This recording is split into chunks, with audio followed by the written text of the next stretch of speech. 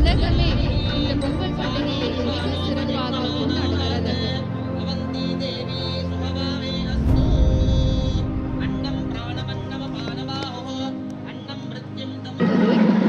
உழைப்பின் மேன்மை, இயற்கையின் பெருமை, நன்றியின் அளவு, உறவின் அழகு, மண்ணின் மனம், பண்பாட்டின் வண்ணம்.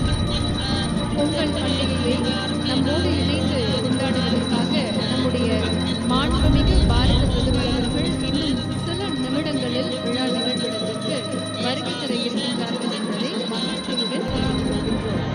நம்முடைய மாண்புமிகு பாரத பிரதமர் அவர்கள் இன்றைய நிகழ்விடத்திற்கு வருகை தரும்போது பத்மஸ்ரீ விருது பெற்ற கலைஞர்கள் நாதஸ்வரம் இசையிலும் கொண்டாடுவதில்லை. தமிழர்கள் வாழக்கூடிய அனைத்து பகுதிகளிலும் இருக்கக்கூடிய It carries a meaning far beyond the ceremony.